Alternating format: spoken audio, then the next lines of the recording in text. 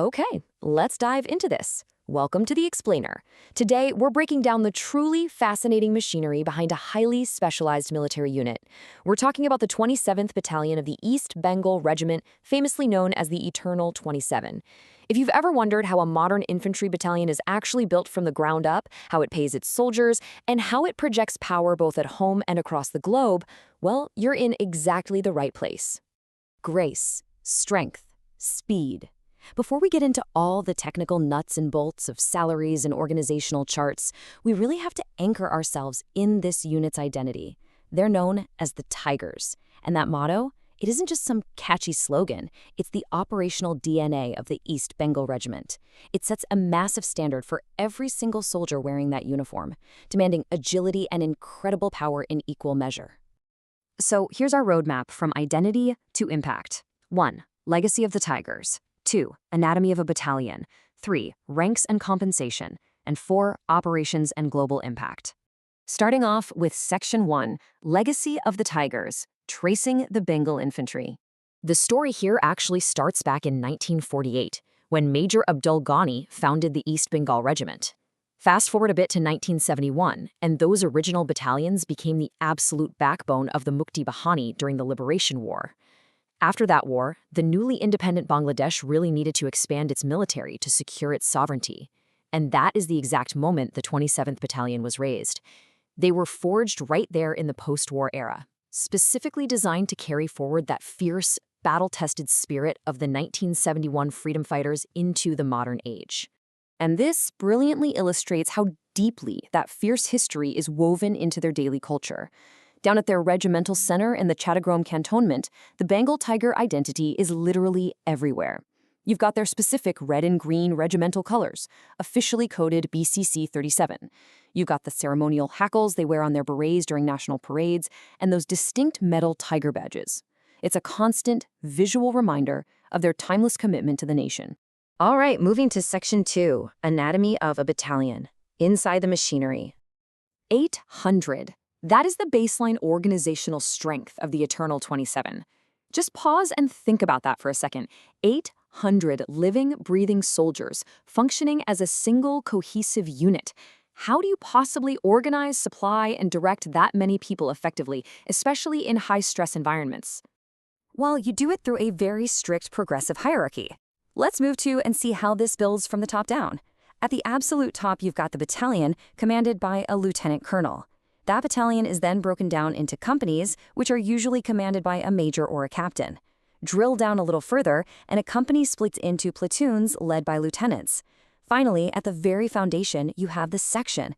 This is the smallest unit, commanded by a corporal or an NCO, leading a tight-knit team of about 9 to 10 soldiers.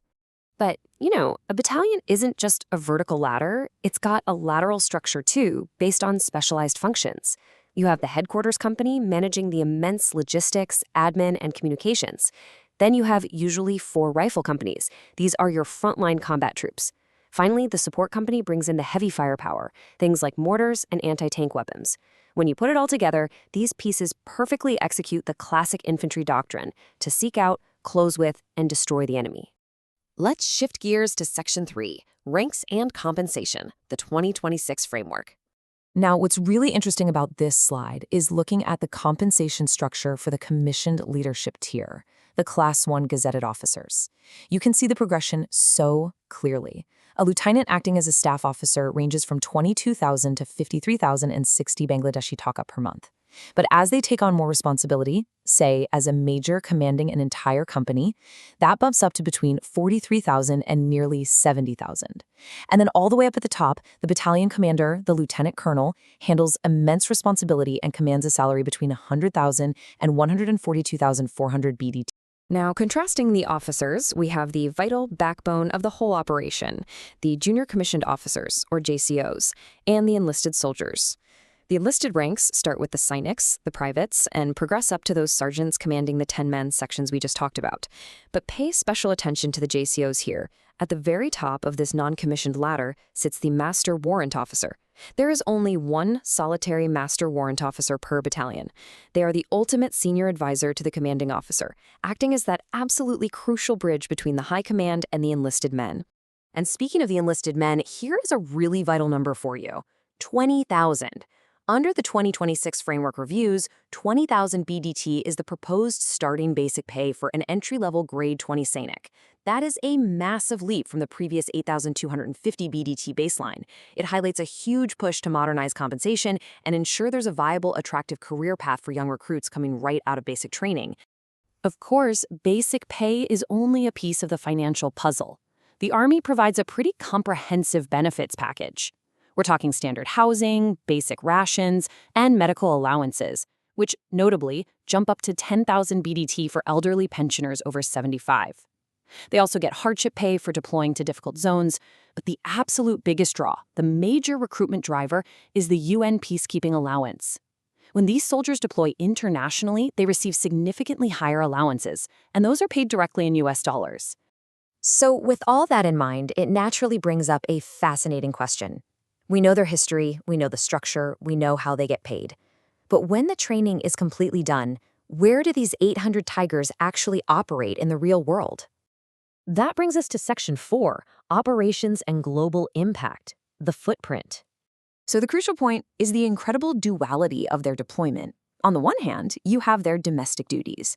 They rotate across cantonments in Bangladesh, managing border defense, conducting really complex internal security operations in the Chittagong Hill Tracts, and providing critical aid to civil power during devastating natural disasters like cyclones. But on the exact same token, they have extensive international duties. These soldiers regularly put on the famous blue helmets, deploying to highly volatile conflict zones in places like Congo, South Sudan, and Mali as United Nations peacekeepers. When you zoom out a bit, the macro impact of this battalion is just truly profound. Through all these rotational deployments, they serve as this elite training ground that actively shapes national leaders. As an example, Brigadier General Abu Saeed al-Masood, the prominent former Director General of the Bangladesh National Cadet Corps, is a veteran of this very regiment. Plus, their impeccable discipline on UN missions directly strengthens Bangladesh's diplomatic reputation on the world stage. And at the same time, it provides incredible career progression and social mobility for soldiers joining from wildly diverse backgrounds all across the nation. The Eternal 27 really acts as a bridge from the independence struggles of 1971 to the modern, globally integrated military we see today. But as the Bangladesh Army continues to modernize under their Forces Goal 2030 initiative, it leaves us pondering a pretty compelling question. How will the Eternal 27 adapt its historic Tiger legacy, its rigid infantry structure, and that fierce motto of grace, strength, speed to meet the totally unpredictable global peacekeeping challenges of tomorrow? It is definitely a fascinating space to watch. Thanks for joining me on this explainer. Keep learning, and I'll catch you on the next one.